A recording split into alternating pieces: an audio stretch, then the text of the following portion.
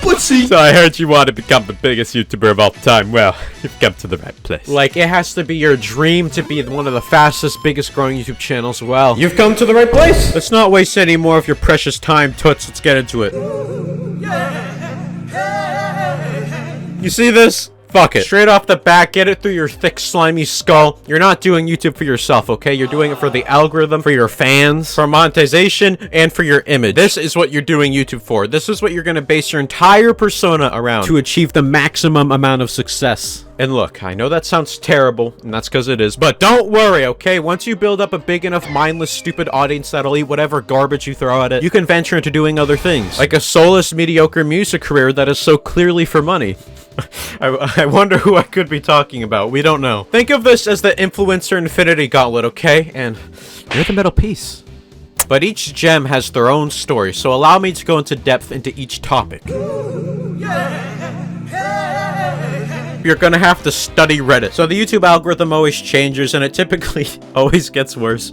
But regardless of whatever future changes there may be, I think what will generally stay the same is that YouTube wants you on their platform for as long as possible. If you're having a hard time understanding, think of it like this. The longer you're on this dog shit website, the more purple vibrator and bootleg Mr. Beast ads they can shove down your throat. Which for them equals more money. Long videos, high watch time, but now for the actual content itself, you want something to appeal to the most amount of people as possible. Minecraft, for example, is very good. Kids love it, teens love it, old people love it, parents like it. You know, shit like Among Us, Fortnite, popular games that are harmless and that most people like. And it doesn't have to be video games, but that's just an example. You want a wide reach. Like, if you play League of Legends, first of all, you're getting no pussy, but second of all, that's not gonna appeal to the most amount of people as possible. You think little kids are gonna like League? Old people don't. I don't even like League.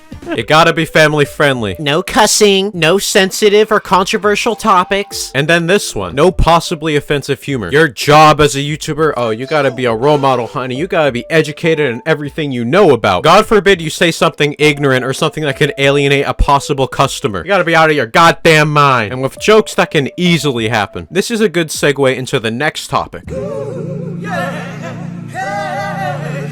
Being well-liked and being spoken of in high regard is key. One might think, oh, I could just be authentically myself and people will like me for me.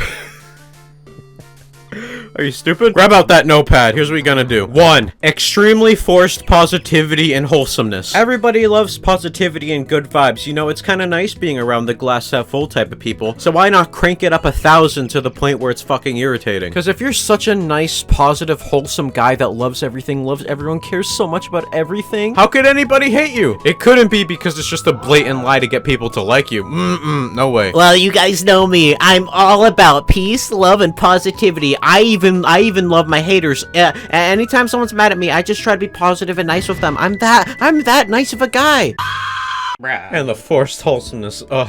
If you're not tweeting heart emojis and saying how much you love your audience 40,000 times a day, how else are you gonna get kids and people that are easy to manipulate to be obsessed with you and always love you? But we'll talk more about that in the next topic, though. Doing all this makes you come across as a really nice, caring, understanding, lovable human. But that's not enough! It's time for step 2! It's time for you to a pander. You know, during Pride Month when companies turn gay, and then when the clock strikes 12, they immediately turn homophobic? Super disingenuous.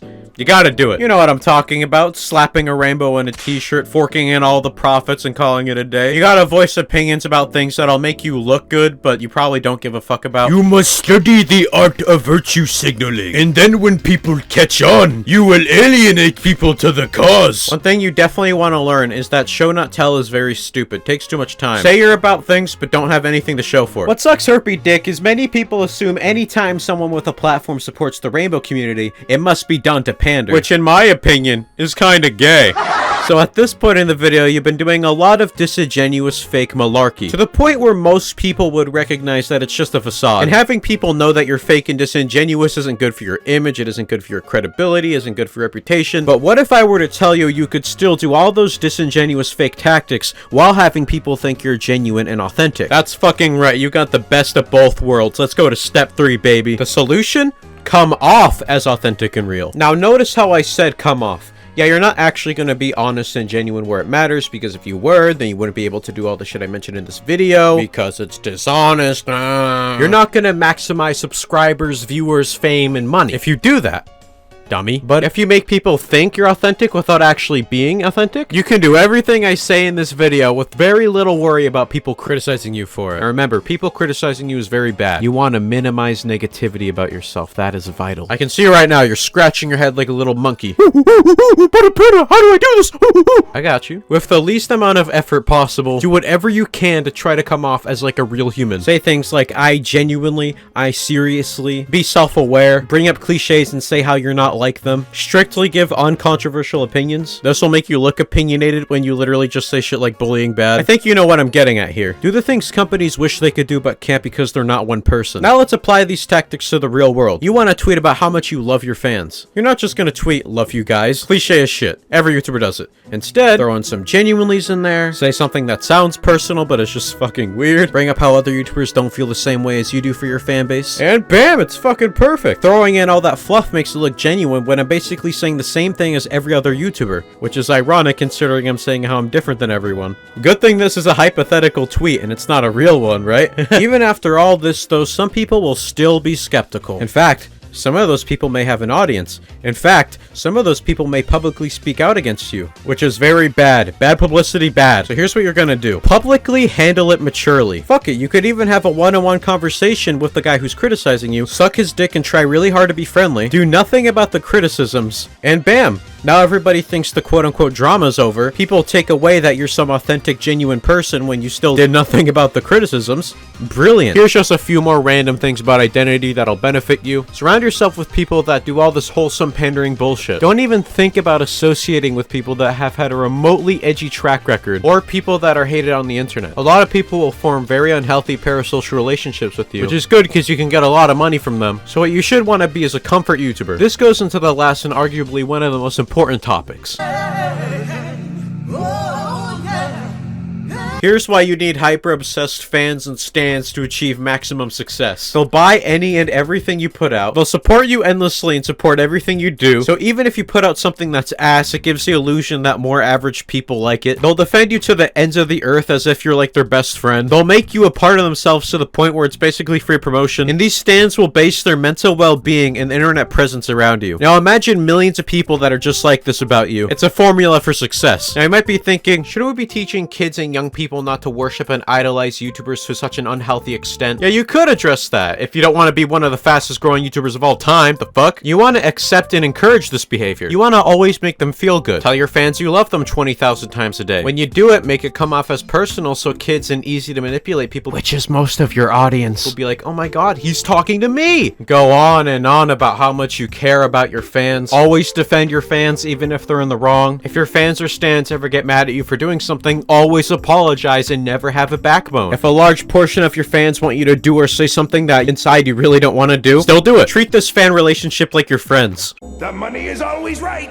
Your job is to be kissing their ass 24/7. Now, what if people call you out for this parasocial behavior? It's gonna happen. This is so easy. Just make fun of them. You see someone on Twitter saying your parasocial behavior is disgusting? Turn it into a copy pasta. Make memes about it. If you turn it into jokes, people won't take it seriously. It'll become uncool to criticize the behavior. And then your fan base will make fun of people that say that type of shit, while being completely oblivious that they themselves have fallen into the parasocial manipulative shit. Look at all of the insert YouTuber here antis that are just hating for no reason. Parasocial relationship? Who has those? Oh my god, he just tweeted. Oh my god, he tweeted that he loves me. Somewhere in this video, I feel like I forgot to mention that personality, you kind of don't want to have that. Hearing this, you're probably like, but how can people stan you if you don't have a personality? Well, if you're able to have fans without having one, or barely having one at least, your stans will obsess over every mundane thing you do. And if you were to be yourself and have a personality, you could say something that could offend or annoy someone, or people would hate that personality. But if you don't have one, there's nothing they can hate. Some people naturally have a really obsessed fan base because they really like the person, but you're artificially crafting it and making it and encouraging it. And there you go, everybody. Let's wrap this up. Through social engineering, we have managed to make you one of the fastest growing, biggest growing YouTube channels ever. With a massive, invasive, toxic, controlling audience you yourself encouraged. You doing everything you can to make the algorithm your bitch. Pandering like your life depends on it. And you really trying to come off as down to earth. They're gonna have every YouTuber sucking your dick. You'll see them try to mimic every single thing you did to become just as successful as you. Oh man, they grow up so fast. Don't forget us little guys when you blow up. Now remember, if anybody criticizes you, I made an entire video about logical fallacies you can watch. That way you'll be able to win any argument. Constant positivity and support, here you go. Anyways, I'll see you kittens next time. This video was a joke. If you didn't think it was, you're stupid. See ya.